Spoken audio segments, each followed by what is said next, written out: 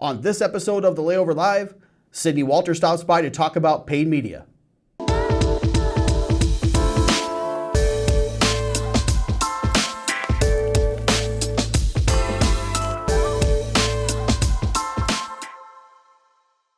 Hello everyone and welcome to episode 185 of The Layover Live. I'm Jason Swick, VP of Strategies and Insights at SimpleView, and thank you so much for taking time out of your busy schedules once again to join us today.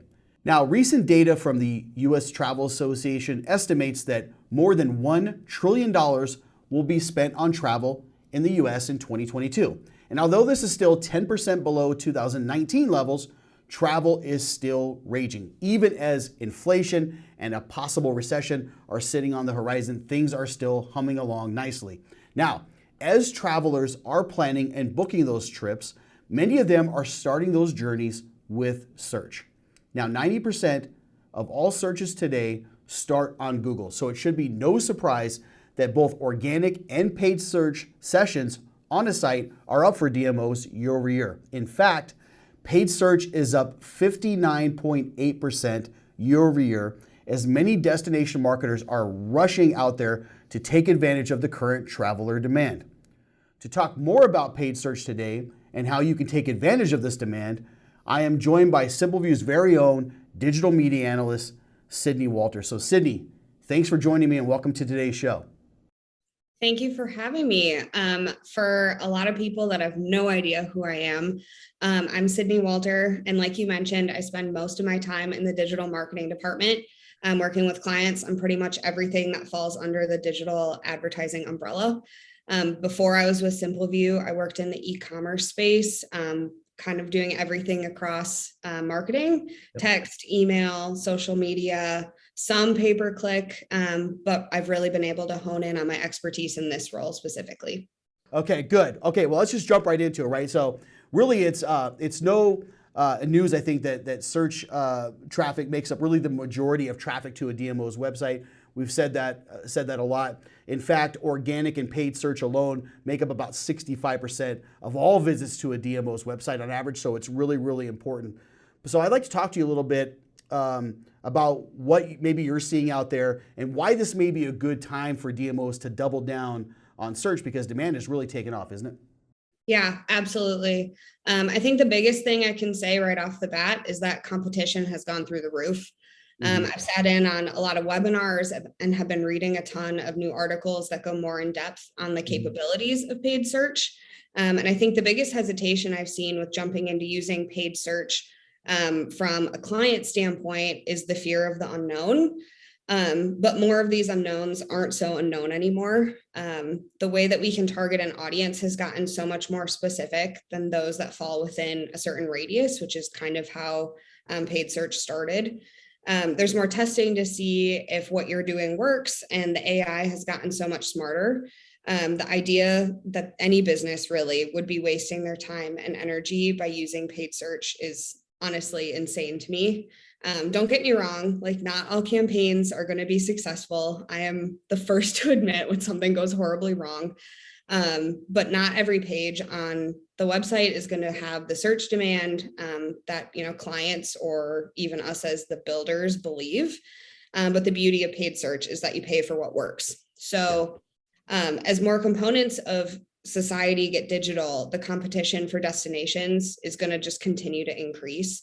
I think it's important that DMOs start to double down on paid search through the understanding of who their audience is, where they're spending their time and how they can be reached.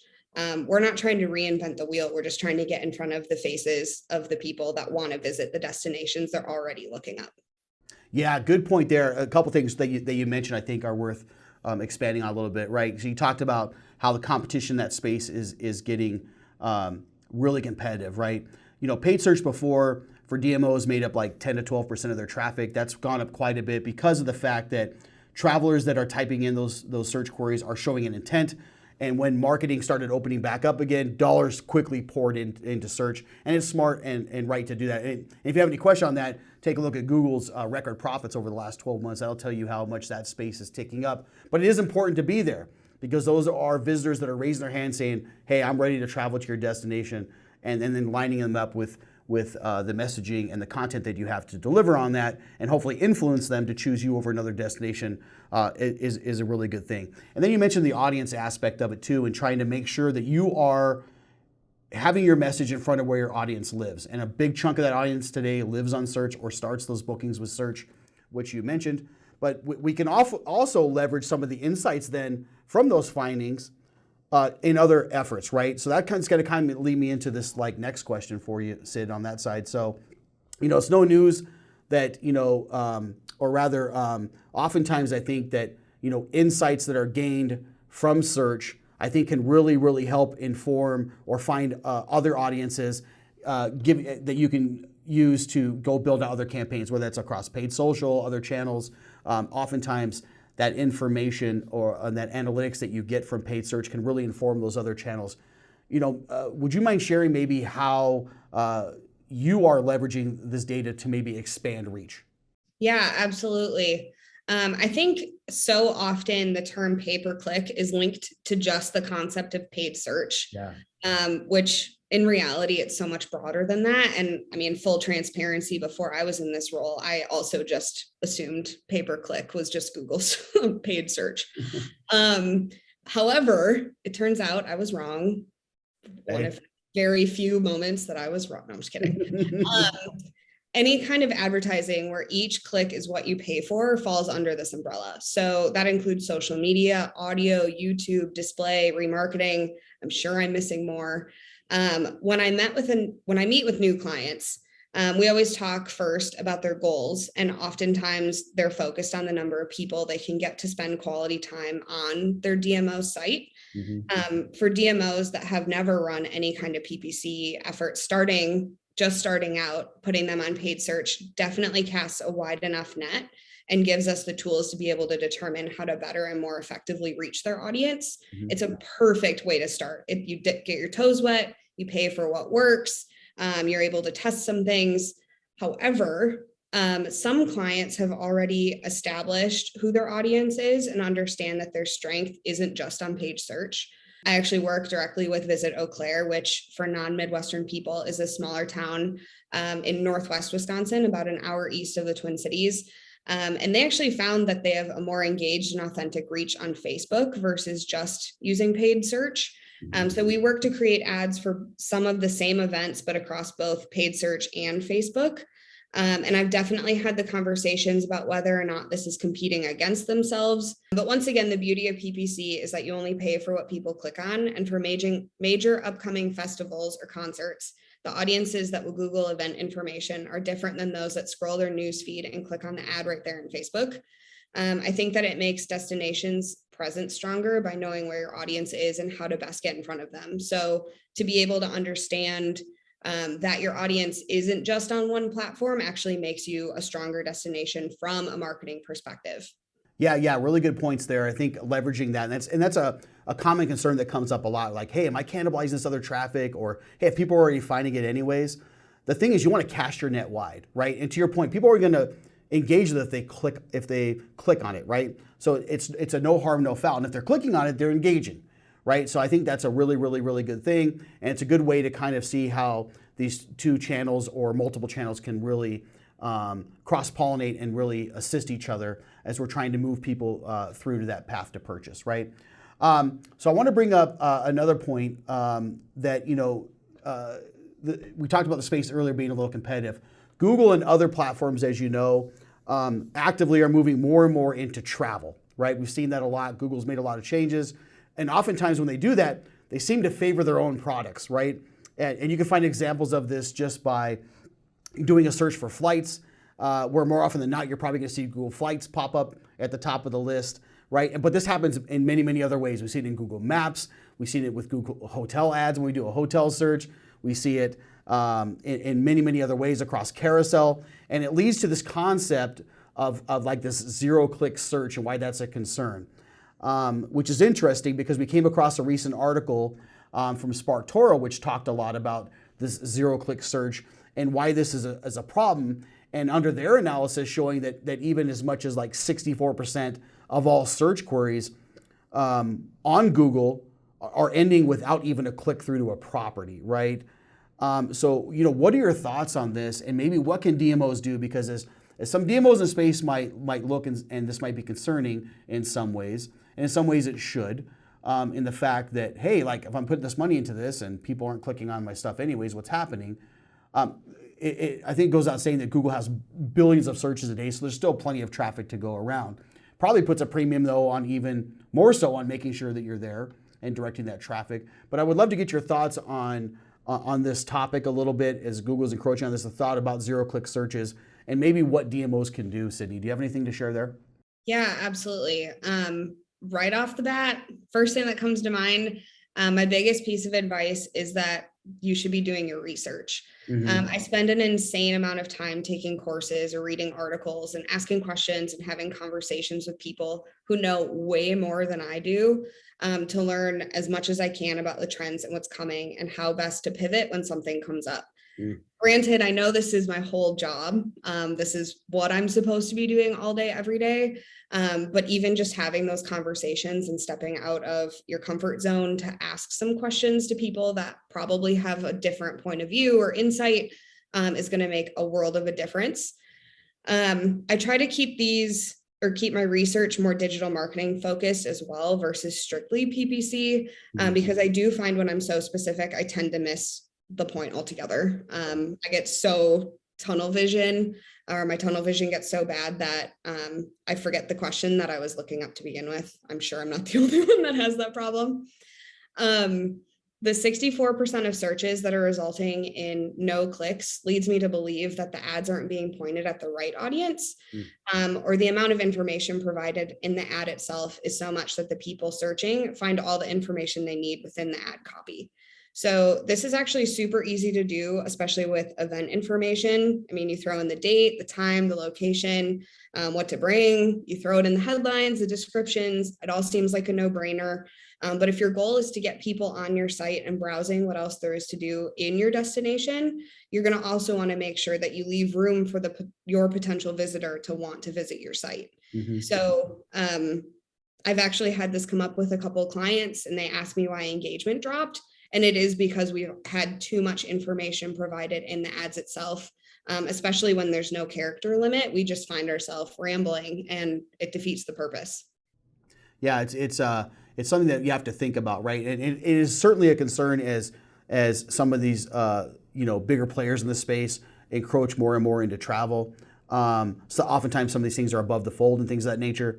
To me, though, it puts even a more premium on those top spots, or using ads to get out ahead of that or above that information. More so if those things are even working together to take up more real estate and make the DMO more of an authority on search, that's even better, in my opinion. But it's something to be mindful of. So I think, as you're starting to build your strategy and starting to look at those things, it's certainly some of the points you made about headlines or providing maybe too much in the ad where they don't need that information. You're giving them everything they need there without clicking through, is something certainly worth looking at. So lastly, I want to ask, as we move into the end of the podcast here, Sydney, is just what advice do you have for DMOs maybe about, reaching their audience with pay-per-click and really getting the most out of search? What advice do you have maybe that you could share? Yeah, absolutely. I have 3 pieces of advice. You can take them, you can leave them. The choice is yours. The first one I have to say is do a deep dive into who you're trying to reach. Your perfect visitor is out there waiting for information about your destination. You just haven't reached them yet.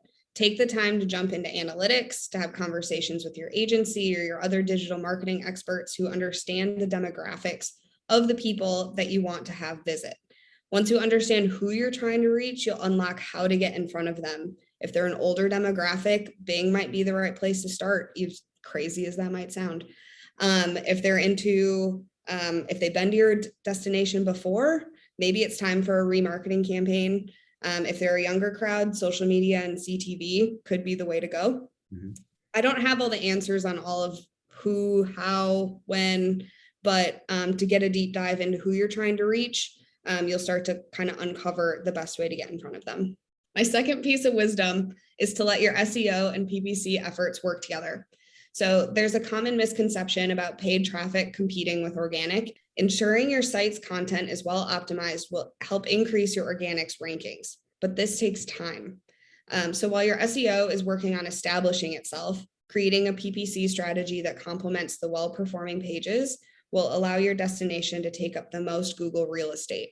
So this will also minimize competition in the big picture. But I actually am referencing a case study from Google from 2012 on this piece of information that still proves to be relevant when they talked about this relationship between PPC and SEO. So as much as things change, there are some true Google fundamentals that have stayed tried and true. My third and last piece of advice is to compare what's working. But things are going to change. It's not all going to work in the same spot. If you have the ability to have conversations with other destinations about what's working for them, have those conversations. At the end of the day, we're as much in the people business as the tourism one. So talk, ask the questions, reach out to the industry experts, and try something out. If it doesn't work, you turn it off and you move on to the next thing. It's kind of the name of the game. Yeah, really, really good advice there. I like diving, deep into who you're trying to reach, right? Figuring out where they're at from that model, like where are they spending their time, where's their attention, where their eyeballs at today, making sure that as you're optimizing for search that you're taking into account that it's better to have organic and paid search working together. That is absolutely true. And for most DMOs, there's still a lot of bandwidth in that.